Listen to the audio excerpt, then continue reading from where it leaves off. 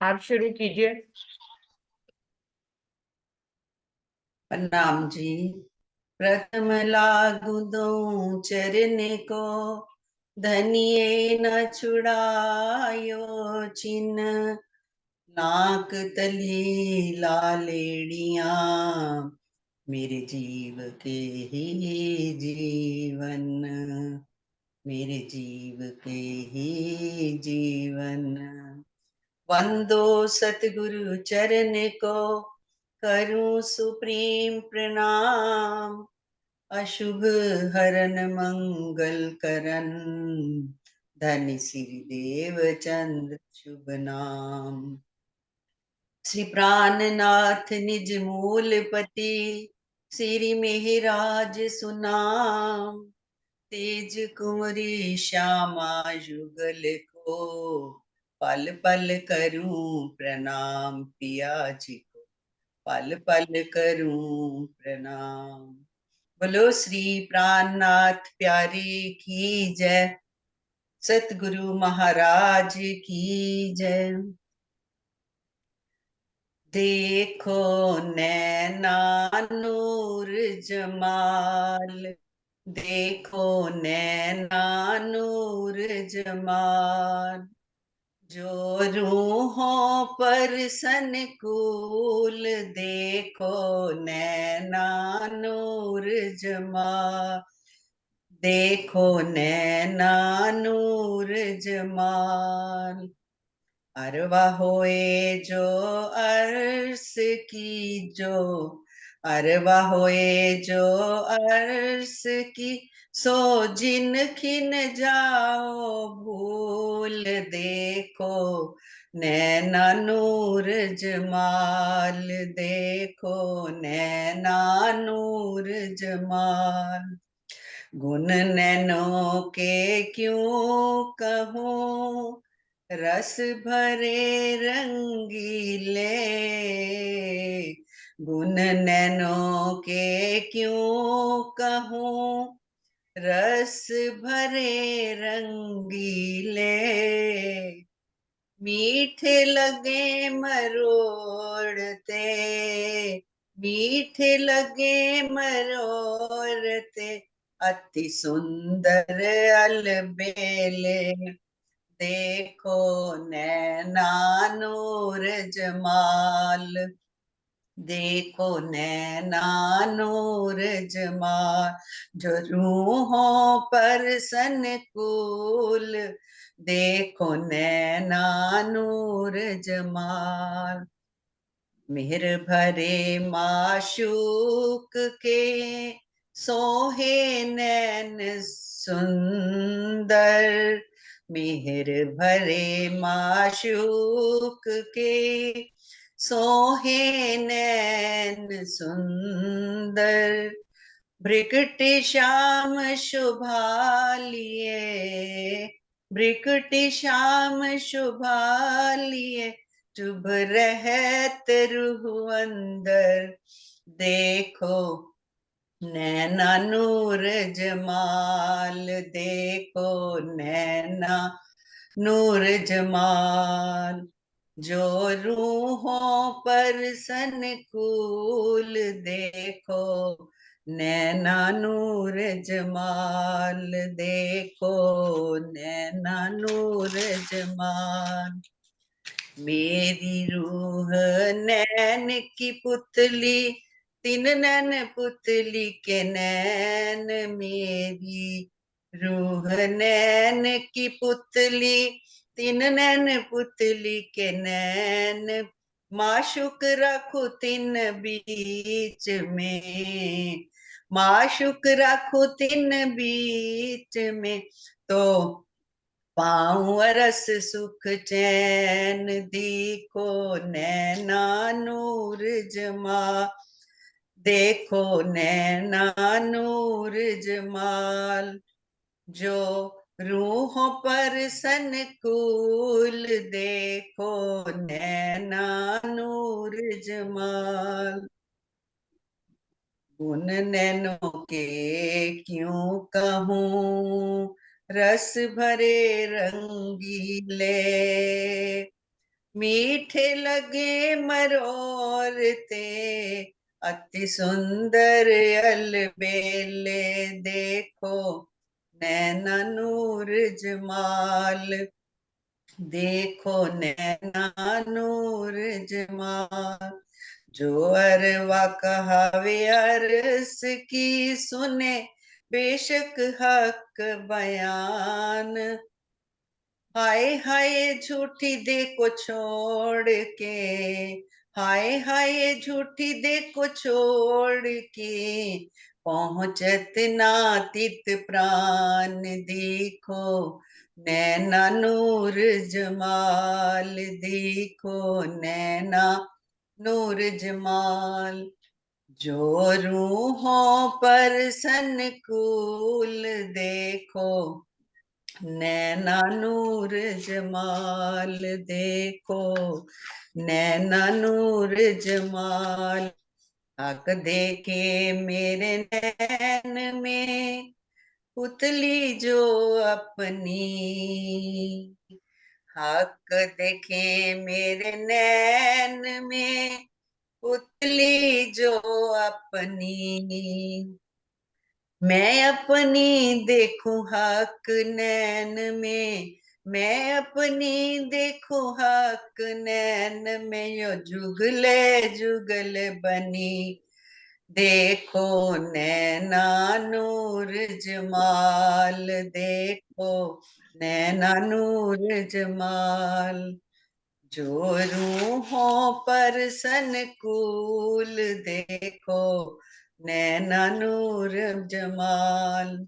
कहे गुण श्री महामति मोमिनो, नैना रस भरी माशूक के, कहे गुण श्री महामति मोमिनो, नैना रस भरी माशूक के।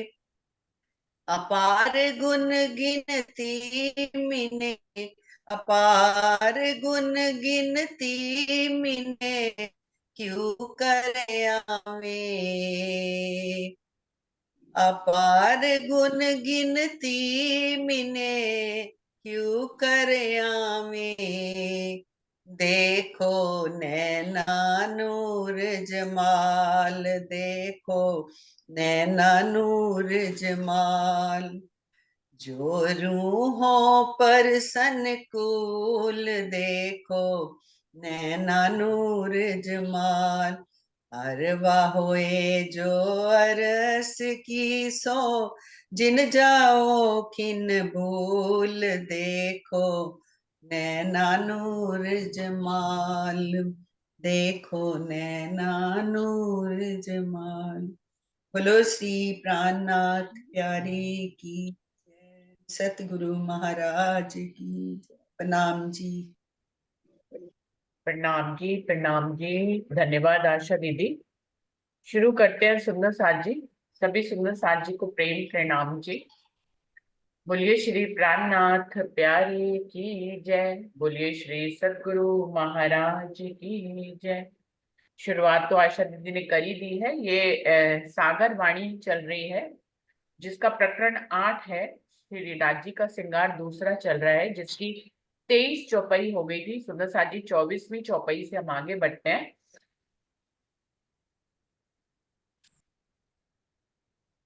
जी।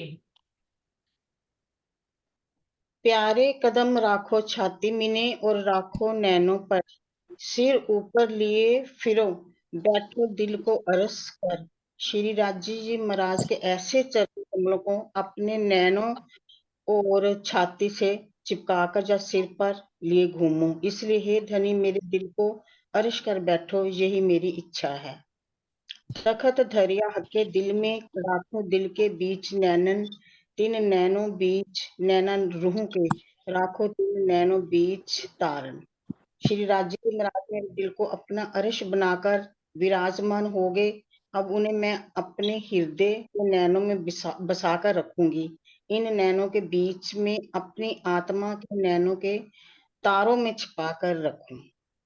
आज आशा दीदी ने यही क्रंतन बोला, देखो नैना नूर जमाल। हाँ आज उसके बीच में सारी चर्चा हो गई। हाँ, कितना प्रसंग अच्छा के बोला, हिसाब से मजा। देखिए, प्रसंग के हिसाब से भजन बोलना और भी उत्तम होता है, क्योंकि उस वही प्रसंग चल रहा होता है, तो उसके प्रसंग के अनुसार बोले तो अच्छा भी लगता है और भी। और आज सारा वर्णन। हाँ, नैनो का था, तो आज नैनो में। कल आपने कल आपने जब लिखा था ना, मैंने राजी को से जैसे ही हुक्म लिया तो यही निकला था। हाँ। उन्होंने पहले ही दिल में पहले दिल में ला दिया। हम्म। हाँ, पहले ही दिल मिला दिया। देखो कितने हमारे, तभी तो वो कहती है मैं आपके दिल में बैठा हूँ, बस आपको देखना है, बोला आपको भी वो बातें कर। सुबह सुबह बहुत अच्छा लगा। देखिए सुंदर साथ जी, राज्य की गवाहियां हमें कई छोटे छोटे ही बातों में मिलती हैं। हम देखना चाहें तो दिखेंगी, हम नहीं देखना चाहेंगे तो नहीं दिखेंगी। अगर हम इसको एक कॉमन बात ले लें कि अरे आज तो प्रसंग के हिसाब से आशा दीदी के दिल में आ गया, उन्होंने यही बोल दिया, लेकिन वो बता रही है कि उन्होंने इस प्रसंग में खोल के देखा, राज्य से लिया हुक्म तो यही निकला। तो अगर इसको राज्य का ही हुक्म माने, आप इस छोटी सी बात है, ये कोई बहुत बड़ी बात नहीं, हमारे जीवन में रोज घटित होती है, तो उन छोटी छोटी बातों में हम देखते हैं कि राज्य हमारे साथ है, हर पल हर घड़ी। हम कुछ भी पूछते हैं, जवाब देते हैं राज्य। तो आपका दिल जो है ना और भी अधिक प्रेम में भर जाता है, फिर आप हर बात राज्य से ही पूछने लग जाते हो, है ना। हम डिपेंडेंट हो जाते हैं कि हम राज्य से ही पूछ के करेंगे, उनका हुक्म लेके ही कोई काम करेंगे। तो हम लोग के जीवन में तो हुक्म राज्य का शामिल ही है। हम लोग कहते हैं हम कोई भी काम करने जाएंगे, हम राज्य का हुक्म जरूर ले लेंगे। कोई भी बड़ा काम शुरू करने जा रहे हैं, कोई भी ऐसा काम जो हमें लगता है कि अब ये सफल हुए, भाई बीच में कोई विघ्न ना पड़े, तो हम राज्य से हुक्म लेते हैं। कोई शादी वादी भी घर में करते तो पहले पाठ रखवाते हैं सुंदर साजी, है ना। तो ये हम लोग का है कि भाई हम लोग राज्य से हुक्म लेके ही चले, वो ज्यादा अच्छा है। तो छोटी छोटी बातों में हमें राज्य का हुक्म दिखाई देता है, राज्य का हमारे पास होना दिखाई देता है उनकी, कि वो हमारी दिल से, उनका दिल जुड़ा हुआ है। हम कुछ भी पूछते तुरंत हमें जवाब आता है। वरना वाणी है ये तो, अब देख, इसको ना देखिए तो एक ग्रंथ ही तो है, ग्रंथ से आपने खोला कोई भी चौपाई निकल आई, है ना। लेकिन हम जब हुक्म मान के चलते तो वही भाव निकलते हैं और वही बातें भी आती हैं जो राज्य हमें देना चाहते हैं। तो आप राज्य के करीबी का एहसास हम लोग पल पल हर घड़ी बहुत बहुत बातों में दिन भर में कर सकते हैं, ये हमारे ऊपर है। नैनो की जी बात तो चली रही है ना, देखो नैना नूर जमाल, रूहों पर संकुल, हमेशा से राज्य के नैना तो रूहों पे संकुल है ही है। और राज्य के नैन किसको देखेंगे परम धाम में, राज्य के अलावा है ही कौन जिसको वो देखेंगे, जिसके ऊपर वो संकुल होंगे। तो उनके हकीकत के स्वरूप हम सब रूहें हैं, उनके दिल के मार्फत के स्वरूप भी हम ही रूहें हैं। श्यामा मरानी और हम ही उनके अंग संग हैं, हमारे से ही उनकी प्रेम लीला है, हमसे ही उनका इश्क है। तो संकुल किसके ऊपर होंगे, है ना, कोई है ही नहीं संकुल होने के लिए हमारे अलावा, तो हम पे ही संकुल होंगे। बहुत ही प्यारे नैन है राज्य महाराज के, और वो नैनों के माध्यम से ही राज्य हमें इस खेल में लाए हैं। हम डायरेक्ट इस खेल को नहीं देख रहे सुंदर साथ जी, हम राज्य के दिल रूपी पर्दे पे देख रहे हैं, और राज्य के दिल रूपी हमने पर्दे पे। हाँ जी, कुछ हाँ, कह रहे हैं दीदी। नैनो को पकड़ा हुआ है ना। तो जैसे बिजली की सप्लाई आती है ना पीछे से, हाँ। पावर हाउस से, तो हमारी भी सप्लाई वहीं से ही आ रही है। जिन्हों को पकड़ा है, धनी के सामने बैठी हैं, तो हम ही को ही तो देखेंगे। अब वो भी मजबूर है, अभी मेरे चरणों को तो पकड़ के बैठी हैं। तो अभी ये अगर खामोशी में है तो मैंने ही तो इनके पीछे से पावर भेजनी है। हम्म। तो इस तरह से हमारे साथ राज्य कनेक्टेड हैं, जैसे कि पावर हाउस से सारी तारें कनेक्टेड होती हैं, बिल्कुल ऐसे ही राज्य हमसे कनेक्टेड हैं। और राज्य के दिल के माध्यम से हम इस खेल को देख रहे हैं, हम डायरेक्ट इस खेल को नहीं देख रहे सुंदर साथ जी, हमारी नजरें तो राज्य के दिल के रूपी पर्दे पे है। और राजी ने का दिल जो है ना इस खेल में आया हुआ है, इस तरह से हमारी नजर इस खेल में आई है सुंदर सा जी। तो हमारी नजर जिस जीव के ऊपर पड़ी है, उस जीव के नैनों में ये नैन है जो हमारे अंदर, इसके पुतली है, पुतली के अंदर एक और छोटी पुतली होती है। तारा। हाँ, इस पुतली जिसको तारा बोलते हैं, क्या कह रहे हैं, इसके अंदर राजी महाराज को हमने बसाना है, और इसमें भी इसको देख कौन रहा है, हमारे आत्म के नैन देख रहे हैं। तो इस दिल में, इस नैनों के माध्यम से इस दिल में बसाना है, और इस दिल के ऊपर नजर किसकी पड़ी हुई है आत्म की नजर पड़ी हुई। तो आत्म के नैन और आत्म के दिल तक राज्य को बसाना है, तभी तो हम वापस परात्म में उठेंगे।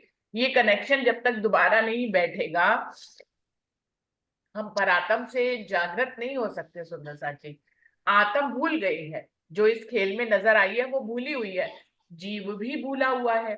लेकिन राजी सबको जगा रहे हैं, जीव को जगा रहे हैं, और जीव जिसकी लीला वो देख रही, जब जीव जाग जाएगा तो जिसकी लीला आत्म देख रही तो आत्म भी जाग जाएगी। आत्म वही देख रही है जो जीव देख रहा है। जीव फरामोश है तो आत्म भी फरामोश है। जीव जागृत हो गया तो आत्म भी जागृत हो जाएगी, क्योंकि आत्म किसकी किसकी लीला देख रही है, वो जीव की लीला देख रही है। तो जीव को जगाना बहुत जरूरी है। जीव के नैनों में, नैनों के तारों में, जीव के हृदय में राज्य को बचाना बहुत जरूरी है। क्योंकि जीव के नैनों में, जीव के हृदय में राज्य बस गए तो आत्म के हृदय में और आत्म के नैनों में भी बस जाएंगे, क्योंकि आत्म देख इस जीव की लीला रही है। जितना जितना जीव परमधाम के 25 पक्षों में अपने आप को ले जाकर भ्रमण करेगा, उतना उतना आत्म भी भ्रमण करेगी। हमारी आत्म जो है हर रूप में इस जीव से बंध गई है। ये जीव जागृत होगा तो आत्म भी जागृत है, क्योंकि वो इसी की लीला देख रही है। इसलिए जीव का जागृत होना जरूरी है। और वैसे भी राजी महाराज ने उन श्रेष्ठ जीवों को ही चुना है जो अक्षरातीत की चाहना करते थे, तभी तो उन जीवों के ऊपर आत्मा को बिठाया, जिससे कि इन जीवों को जागृत किया जाए। ये परम धाम की लीला जानेंगे, पहचानेंगे, अक्षरातीत को चाहेंगे और अक्षरातीत के 25 पक्षों में भ्रमण करेंगे, तो वो जीव की चाहना पूरी हो गई, जो श्रेष्ठ जीव थे, जो अक्षरातीत को चाह रहे थे। तो इस प्रकार से राजी महाराज ने उन श्रेष्ठ जीवों की भी इच्छाओं को पूरा कर दिया, और आत्म को जो, आत्म और परात्म को जो श्रेष्ठ अपने पूर्ण स्वरूप की पहचान करानी थी वो भी करा दी। तो राजी ने एक पंथ दो काज किए, कि अनंत काल से जो जीव प्रतीक्षा कर रहे थे अक्षरातीत की, उनकी इच्छा भी पूरी कर दी। और रूहें जो कि जिनको राज्य के प्रेम में गर्क होने के कारण राज्य के पूर्ण स्वरूप की पहचान नहीं थी, राज्य के इलम की पहचान नहीं थी, राज्य के इश्क की भी पहचान नहीं थी कि इश्क आता कहाँ है, राज्य के मेहर की पहचान नहीं थी, तो अपने पूर्ण स्वरूप की पहचान करा जीव के माध्यम से राज्य अपनी आत्म को भी करा रहे। तो इस प्रकार से राज्य ने ये पूरी लीला रची कि कैसे रूहों को डायरेक्ट कुछ नहीं बता सकते, वहां पर तो वाहिदत है। वहां पे रज्जी महाराज अपने पूर्ण स्वरूप की पहचान भी करा सकते थे। इश्क में इतने गर्क थे, इलम को जानते ही नहीं थे, मेहर को जानते ही नहीं थे।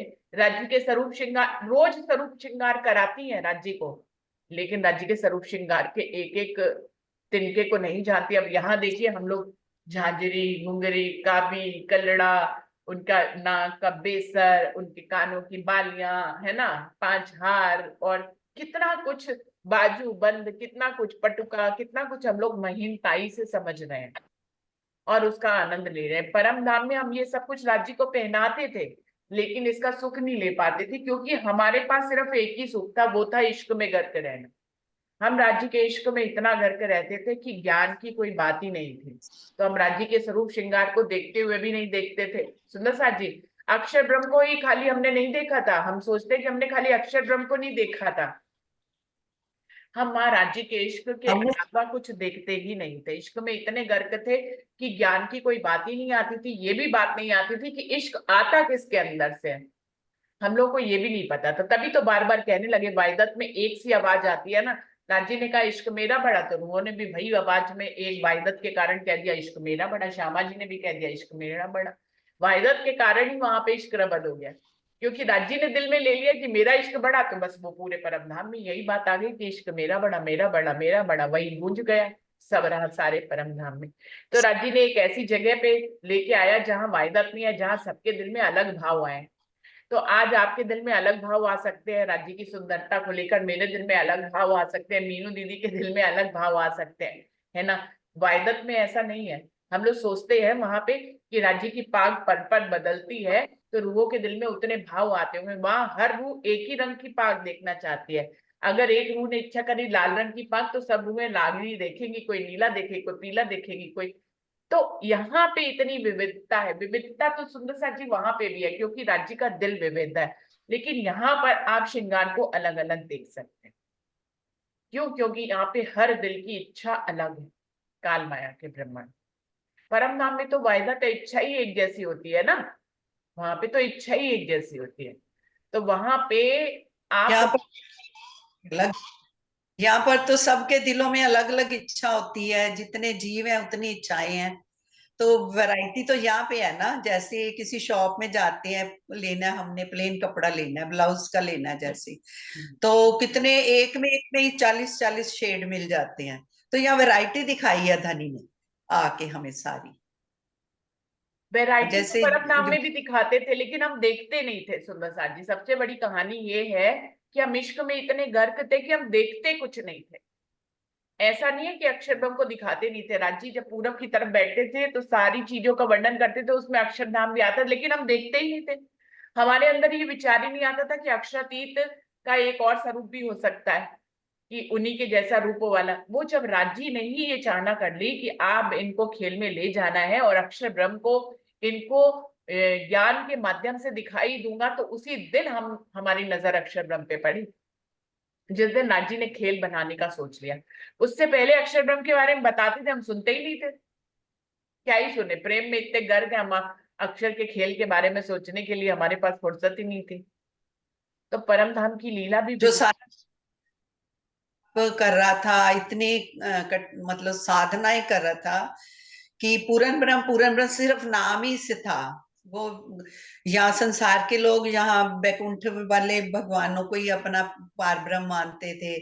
फिर वो जैसे ब्रह्मा विष्णु महेश हैं, वो योग माया तक उनको मानते थे। वो भी तो ध्यान में बैठे हैं, जैसे शिव जी भगवान कृष्ण जी के दर्शन करने आए, श्री देवचंद्र जी का जन्म हुआ, सारी देवी देवता आए हैं, फूल बरसा रहे हैं। तो सभी की चाहनाएं तो पूरी करनी थी। मेन तो जैसे कहते पावर सप्लाई तो राज्य के अंदर से ही है ना, सत्संग भी तो उन्हीं का है। हम्म। तो उन्होंने सभी को ध्यान में रखना है। हम कह देते हैं कि अक्षर ब्रह्म खेल बनाते हैं, पर जो इच्छा तो से धनी के दिल की है ना, उनको डिपार्टमेंट सौंप दिया। तो सभी की चाहनाएं अब या लज्जत यहाँ पे मिल रही है, क्योंकि यहाँ पे ईर्ष्या द्वेष काम क्रोध उनसे जब बंदा उब जाता है ना, थकता है, तो भाई भी सुख कहाँ पे मिले। अब ये इलम हमें सुख दे रहा है, राजी इलम के थ्रू हमें इतनी लज्जत दे रहे हैं। चाहे उन्हीं चरणों को, चाहे हम रोज जाते थे, प्रणाम भी करते थे, कभी ध्यान ही नहीं जाता था, है ना। उनके नाखूनों से इतना नूर निकल रहा है। अब यहाँ बैठे बैठे यहाँ नूर क्या देखते हैं, रोशनी को देख लेते हैं, या जैसे शादियों में कई लाइट्स लगी हो, तब कहते कितनी सुंदर लाइटें हैं। तो वहां पर तो जो बिजली भी चमकती है, वो भी इतना प्यार से चमकती है ना, वो भी गर्जना भी उसकी कानों को अच्छी लगती है। यहाँ अगर बिजली गरजती है तो कैसे, अरे दरवाजे बंद कर लो, ऐसे कर लो, मतलब डिफरेंस से ही पता लग रहा है मेन।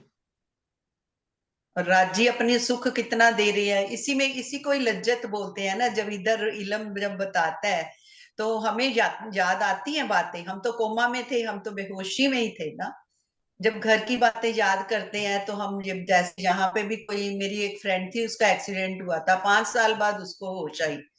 तब मैंने पूछा उससे, भी तू, तेरे को कैसे लगता था? तो कहती मेरे को पता ही नहीं, जब मैं उठी हूँ तो मेरे को ऐसे लगा मैं सो के उठी हूँ। मतलब उसका एक्सीडेंट हुआ था।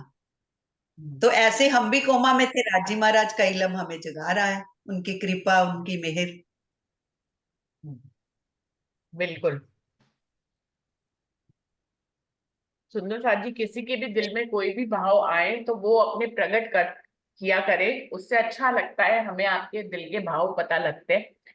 तो ऐसा मत सोचिए कि कोई एक ही सुंदर साथ बोले, या कोई सभी को वीडियो में सब अपने अपने विचार डालेंगे तो और अच्छा लगेगा सुंदर साथ को सुनने में।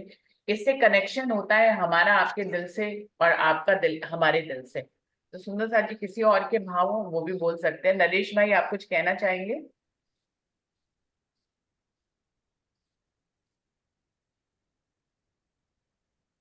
एक बोलता हूँ मैं अभी बाद में। ठीक, चलिए आगे बढ़ते हैं सुंदर साथ जी। जी।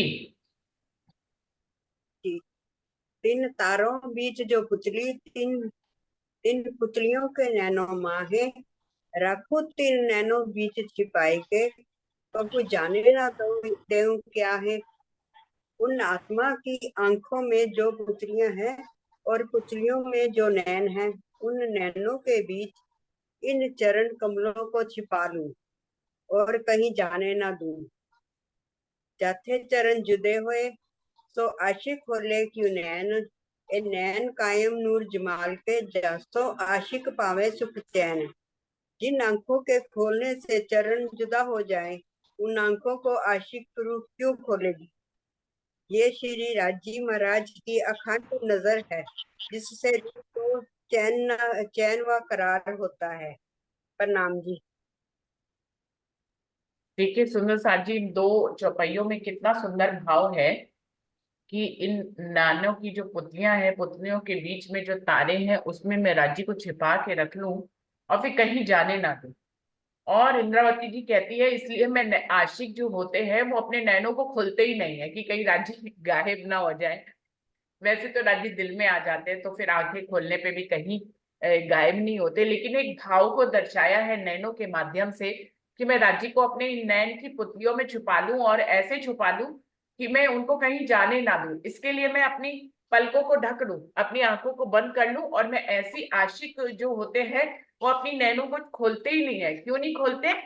क्योंकि क्यों खोले नैन, कह रहे हैं आज सो आशिक जाते चरण जुदे हुए सो आशिक खोले क्यों नैन। आशिक को लगता है कि कहीं चरण कमल मुझसे जुदा ना हो जाए मेरे नैनों से, इसलिए वो अपने नैन खोलते ही नहीं है।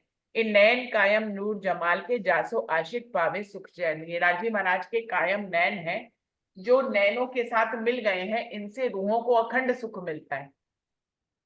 तो वो क्या करती हैं, राजी को अपनी पुतलियों में बसा के फिर अपने नैनों को जो है बंद कर लेती हैं और फिर खोलती नहीं है आशिक हुए कि कहीं राजी महाराज जुदा ना हो जाए। बिल्कुल सेम चौपाई जो है कबीर जी ने भी कही है, जो पहले भी कई बार बोल चुके हैं कि नैनो क्या है, पुतली पलंग बिछाए, नैनो की कल कोठरी पुतली पलंग बिछाए, नैनो की चिक पलकों की चिक ढांप के पीयू को लिया रिझाए। कि मतलब मैं अपने नेत्रों के में पुतली के पलंग बिछाकर अक्षरातीत को, राजी महाराज को अपने पास ले लूं और फिर अपनी पलकों रूपी पर्दे को डालकर राज्य को रिझाऊं कि कोई देख ही ना पाए। वही भाव यहाँ पे है। बड़ी सुंदर भाव है सुंदर साथ जी कि आशिक रूहें नैन नहीं खोलती है। क्यों? क्योंकि उनको ये रहता है कि कहीं राजी महाराज उनके नैनों से गायब ना हो जाए और उनके नैनों में ही बसे रहें, क्योंकि नैनों में बस जाएंगे तो फिर दिल में ऑटोमेटिक बस जाएंगे। तो इस तरह से हमारा परात्म से कनेक्शन हो सकता है, राज्य के इन नैनों से ही हम अखंड सुख लेते हैं। राजन स्वामी जी ने भी अपने टीके में इसके विशेष भाव लिखे हैं, मैं उसको पढ़ना चाहूंगी। ये जो बात है चौपाई नंबर 26, तिन तारों बीच जो पुतली, तिन पुतलियों के नैनो माहे राखू तिन नैनो बीच छिपाए के कहूं जाने न देहूं क्या है। क्या इसका वो भाव बता रहे हैं कि मेरी आत्मा के तारों में जो पुतलियां है, ओफो, मेरी आत्मा के तारों में जो पुतलियां हैं, उन पुतलियों के नैनों के बीच में मैं अपने प्राणेश्वर को छिपाकर रखना चाहती हूँ और उन्हें कहीं भी किसी तरह से अन्यंत नहीं जाने देती हूँ, दूंगी। अब इसके भावार्थ में लिखा हुआ है, जिससे देखा जाता है उसे नेत्र कहते हैं। ये जो आंखें होती है जिनसे देखा जाता है उसे नेत्र कहते हैं। इस लीला में परात्म का दिल आत्मा तथा उसका दिल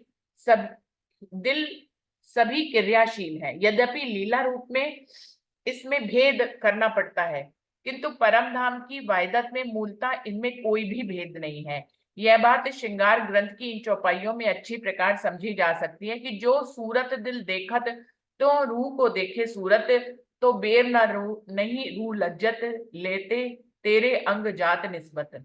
फर्क नहीं दिल रूह के, ये तो दो रहे हिलमिल अर्थ में जो रूह है सो हक के करे कया अर्थ दिल।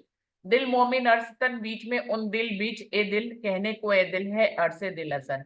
सागर ग्रंथ के प्रकरण 8 की 25 और 26 चौपाई में दिल के नैन, आत्मा के नैन, आत्मा के नैनों के तारों तथा उसमें स्थित पुतलियों के नैनों का वर्णन किया गया है। इसका बातूनी भेद यह है कि आत्मा के धाम हृदय में धनी की शोभा बसाई जाती है और अनुभव किया जाता है, इसलिए उसे नेत्र की संज्ञा प्राप्त है।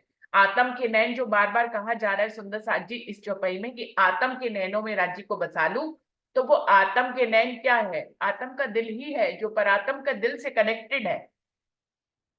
तो क्या कह रहे हैं, ताथे हृदय आत्म के लीजिए बीच साथ स्वरूप जुगल, सूरत न दीजिए टूटने फिर जाइए बलबल। आत्म दृष्टि से देखने के कारण आत्मा को नेत्र कहा जाता है, क्योंकि हम जो कुछ भी परम धाम का भ्रमण करते हैं वो किससे करते हैं सुंदर साथ जी, आत्म की नजरों से करते हैं ना। तो इसलिए आत्म से जो हम परम धाम देखते हैं, आत्म से जो हम राज्य को देखते हैं, उसको इसलिए आत्म के नयन कहा जाता है कि आत्मिक नयनों से देखिए। बार बार ये बात आती है ना वाणी में, और हमारे परमहंस भी बताते हैं कि इन नयनों से कुछ नहीं देखना है, आपको जो कुछ भी देखना है आत्मिक नयनों से देखना है। तो आत्मिक नयनों की बात यहाँ पर हो रही है। किंतु उसमें निहित तारा ही परात्म का स्वरूप है। जिस प्रकार तारे के बिना नेत्र का अस्तित्व संभव नहीं है, उसी प्रकार परात्म के बिना आत्मा का स्वरूप भी सिद्ध नहीं हो सकेगा। परम धाम में परात्म के दिल में ही सारी लीला चलती है, इसलिए परात्म के दिल को आत्मा रूपी नैन की पुतली कहा जाता है।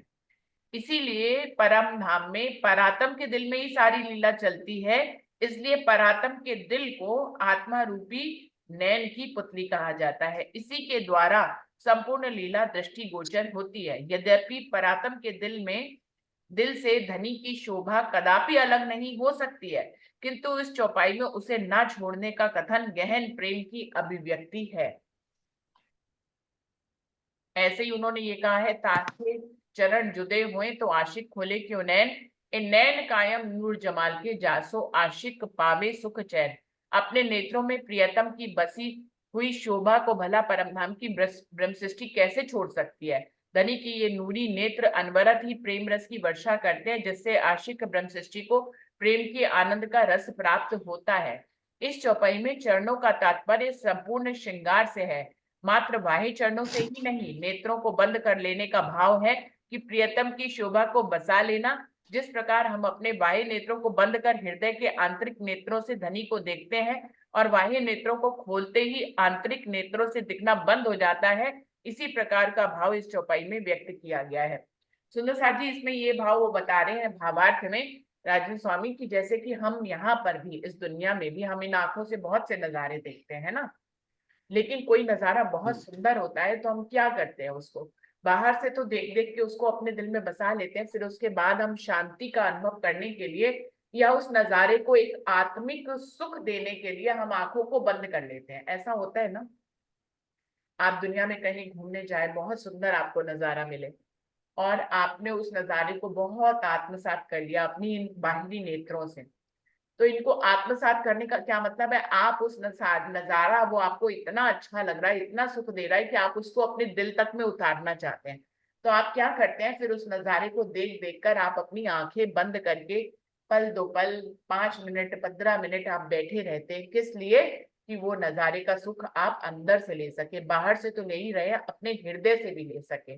तो बिल्कुल यही बात वो कह रहे हैं कि राज्य को भी हमेशा आत्मिक नजरों से देखा जाता है, और फिर उसको आत्मिक नजर से देखने के बाद पल भर को या 15 मिनट या 10 मिनट के लिए शांति से आप अपनी आंखें बंद कर लें, तो आप जो है आंतरिक भावों से, दिल के भावों से हर नजारे को देख पाएंगे, राज्य के सुख को भी देख पाएंगे। और ये बिल्कुल सत्य है, आपने बाहर की आंखें खोली नहीं कि अंदर से दिखना बंद हो जाता है। आप जो दिल की जी आंखों को बंद करिए तो दिल से बहुत कुछ दिखता है, लेकिन जब ये वाली आंखें खोल लीजिए तो दिल का कनेक्शन टूट जाता है। ऐसा होता है ना, तब आप जो जो सुख आप आंख बंद करके ले रहे थे वो आंख खोल के नहीं ले सकते, वो नजारा कहीं खो जाता है। फिर आप बाहर की नजर, आपकी ये नजरें बाहर की तरफ दृष्टिगोचर हो जाती हैं, और जब आप ये पलकों को बंद कर लेते हैं तो आपकी नजरें अंदर की तरफ दृष्टिगोचर हो जाती है। ये पल भर आप कभी भी इस प्रैक्टिकल को करके देख सकते हैं कि जब अंदर का बाहर की आंखें खुली नहीं कि अंदर का कनेक्शन टूटा, और अगर आप बाहर की आंखें बंद कर लीजिए अंदर का कनेक्शन पल भर में ही जुड़ जाता है।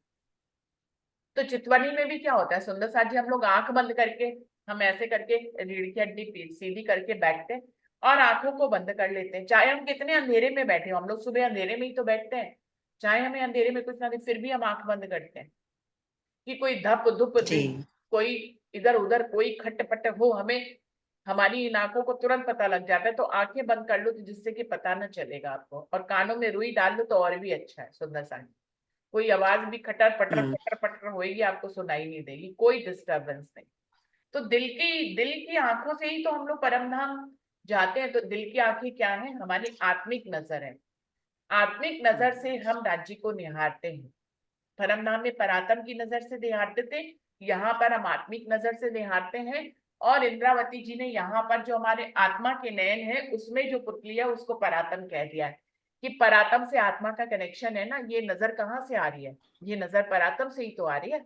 तो फिर हमारे जो आत्म के नयन है उसके अंदर जो छोटा वाला तारा है ना, वो परात्म है। तो सुंदर साथ जी, परात्म से सारा भाव लेने के लिए हम सबको आत्मिक नजर में जाना पड़ेगा। और आत्मिक नजर कहाँ होती है? जब आपकी बाहरी नजर बंद हो जाती है, तब आपकी आत्मिक नजर शुरू होती है। और जैसे ही बाहर की नजर खुलेगी आपकी आत्मिक नजर बंद हो जाएगी। अभी जैसे हम कह रहे थे कि 7 श्रृंगारों का वर्णन आया है इसमें, इसीलिए ही तो इंद्रावती जी ने इतना वर्णन किया है। देखो, पहले हमें सीधा चरणों की करी, फिर नख से शिख तक, फिर आभूषणों का, अब उसके अंदर मार्फत में ले जाके सारा बता रहे हैं। मतलब धनी के दिल की बातें, मतलब क्या था जो हम वहां पे नहीं सोच भी नहीं सकते थे, क्योंकि वही वाहिदत की बात आ गई ना। यहाँ पे एक एक चीज का अब वर्णन देखो, इसके थ्रू ही हमें कितना सुख दे रहे हैं धनी। आत्म, पारात्म, और ये सारा कैसे भी कैसे फलीभूत हो रहा है। हकीकत, हकीकत ही है ना वो सारी, जो ये सारी थी श्रृंगार शोभा, सारा ये जो भी प्रकट हुए हैं, खूब खुशहालियां, मतलब सब आगे ऐसे ही बता रहे हैं धनी, इसी तरह बता रहे हैं। अब आप नरेश भाई जी से भी पूछो, कर रहे थे ना। नरेश भाई, आप कुछ कहना चाह रहे? जी जी, प्रणाम जी। प्रणाम जी। हमारी जो आत्म दृष्टि है, तो आत्म दृष्टि तो हमारी जो परात्म है, हमारी परमधाम में बैठी हुई परात्म है, वो अपनी जो नजरों से देख रही है राज्य के दिल के अंदर। तो वही हमारी एक तो आत्म दृष्टि तो वही है। हम हमारी आत्म दृष्टि वो वहां है, और उनकी जो नजर है, उनकी नजर से वापिस यहाँ पे जो आ जाता है। तो यही हमको परम धाम में बैठी हुई आत्म दृष्टि में जो राज्य महाराज जो भी लाते हैं वही उनके दिल में आता है, और वही हमारे दिल में घटित होता है। तो यहाँ भी राज्य महाराज ने हमको याद दिलवाने के लिए हमारी आत्म की दृष्टि खोलने के लिए तो ये तात्म ज्ञान लाए हैं कि आत्म दृष्टि खुलेगी तो हम परम धाम को देख पाएंगे, मैं अपने मूल मिलावे को